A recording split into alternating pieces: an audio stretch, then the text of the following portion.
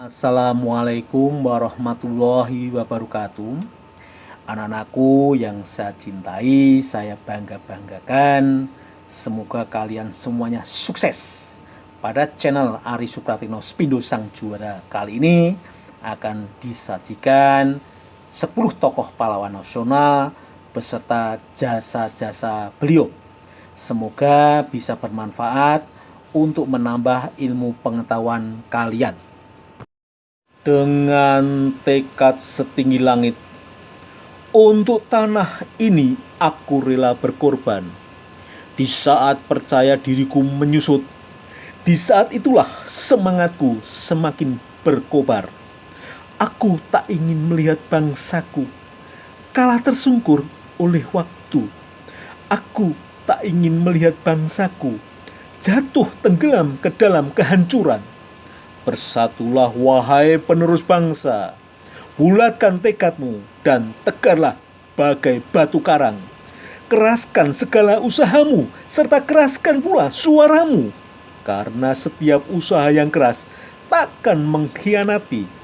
Selama mentari masih menyinari dunia, aku takkan berhenti sedetik pun menyelamatkan, melindungi, dan mempertahankan.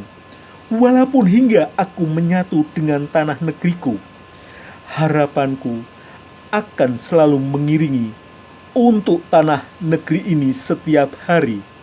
Aku tidak ingin lagi melihat Ibu Pertiwi tersiksa hati. Pahlawan kemerdekaan nasional yang pertama adalah Insinyur Soekarno, atau dikenal dengan sebutan Bung Karno. Pria kelahiran Surabaya tanggal 6 Juni 1901, merupakan Presiden Indonesia pertama pada periode antara tahun 1945 sampai 1967. Peran penting sosok Bung Karno bagi bangsa Indonesia sendiri yaitu sosok proklamator kemerdekaan Indonesia dan pencetus dasar negara yaitu Pancasila. Sosoknya sendiri dikenal sebagai orator handal dan ulung yang mampu membangkitkan semangat para pendengarnya. Beliau pernah dinyatakan menderita sakit, tapi beliau memilih pengobatan tradisional. Beliau wafat pada tanggal 21 Juni 1970. Beliau menghembuskan nafas terakhirnya di Jakarta, Indonesia. Dr. Andes Muhammad Hatta, seperti sosok Bung Karno, menjadi seorang proklamator. Muhammad Hatta telah menjadi salah satu pahlawan daerah Indonesia dalam perjuangan kemerdekaan Indonesia. Muhammad Hatta sendiri memiliki jabatan penting semasa hidupnya, seperti Perdana Menteri dalam Kabinet Hatta I, Kabinet Hatta II, dan Kabinet RIS, hingga menjadi Wakil Presiden Indonesia. Meskipun sebagai seorang politisi, Muhammad Hatta juga dijuluki sebagai Bapak Koperasi. Beliau lahir di Bukit Tinggi, Sumatera Barat pada tanggal 12 Agustus 1902 dan meninggal di Jakarta pada tanggal 14 Maret 1980.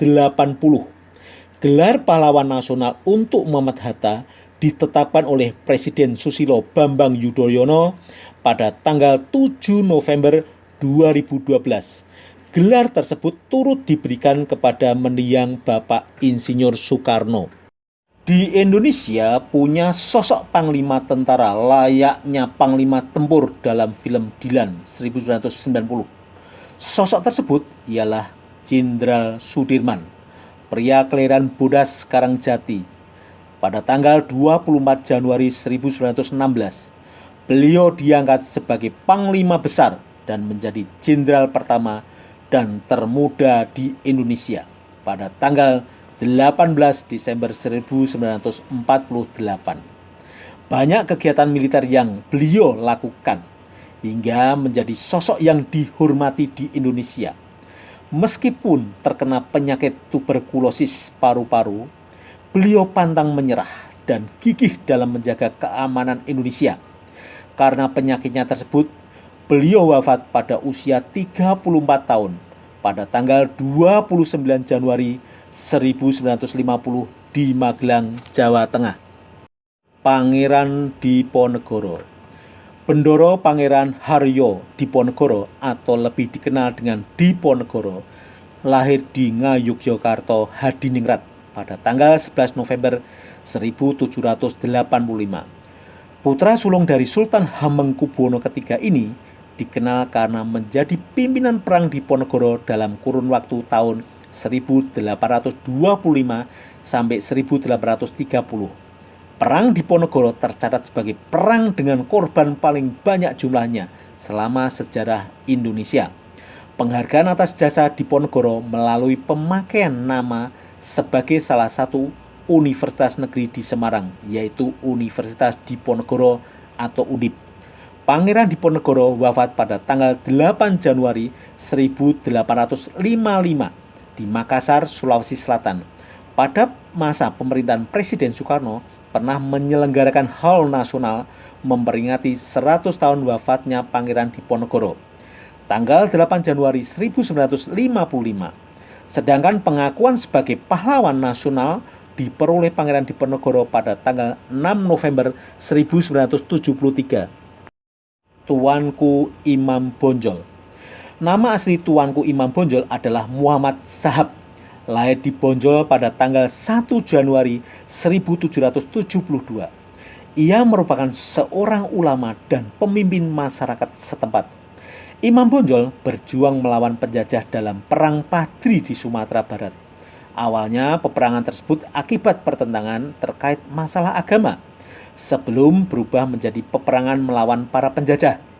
Perjuangannya tersebut dilakukan bersama pasukannya kaum Padri dari tahun 1803 sampai 1838, dan pada tahun 1833 hingga 1838 perang kaum Padri dan kaum adat berbalik melawan penjajah.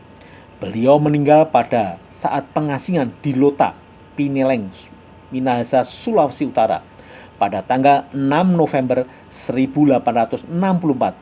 Kini namanya pun dikenal sebagai pahlawan dan diangkat sebagai pahlawan nasional Indonesia sejak tanggal 6 November 1973. Raden Ajeng Kartini. Raden Ajeng Kartini alias Kartini merupakan sosok pahlawan nasional yang selalu disematkan bagi para pejuang wanita Indonesia hingga kini. Sebagian hidupnya, Kartini menjadi pelopor kebangkitan perempuan pribumi yang memperjuangkan kesetaraan hak kaumnya. Meskipun berasal dari keluarga ningrat, Kartini memiliki misi mulia seperti mendirikan sekolah wanita di dekat kantor Kabupaten Rembang dan kebebasan hak para kaum perempuan.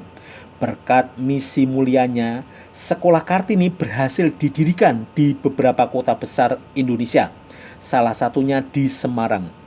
Berjuang bukan hanya menggunakan kekuatan fisik saja. R.A. Kartini menunjukkan perjuangan dengan kegigihannya dalam mendirikan sekolah wanita dan tulisan-tulisan hebatnya. Di usia yang masih muda, yaitu 25 tahun, beliau wafat di Rembang pada tanggal 17 September 1904. Dan kini tiap tanggal lahirnya yang jatuh pada tanggal 21 April akan ada peringatan Hari Kartini tiap tahun. Cut Nyak Dien, pahlawan nasional wanita yang lahir di Aceh tahun 1848 ini merupakan sosok wanita tangguh yang berani memimpin pasukan terhadap Belanda saat Perang Aceh. Penyebab Cut Nyak Dien ikut berperang untuk menghentikan penjajahan Belanda karena mendiang suaminya Ibrahim Lamnga yang tewas berjuang melawan Belanda. Tekad dan semangat Cut Nyak Dien memperkenalkannya kepada sosok Teuku Umar yang pada akhirnya menjadi suami kedua darinya. Akhirnya mereka berjuang melawan Belanda bersama hingga sang suami turut gugur.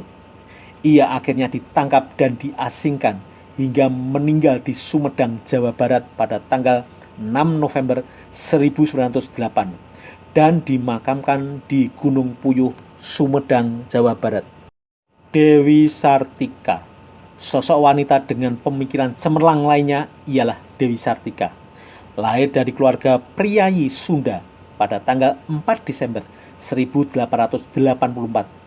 Ia bersikukuh untuk membuka sekolah istri atau sekolah perempuan pertama se-Hindia Belanda.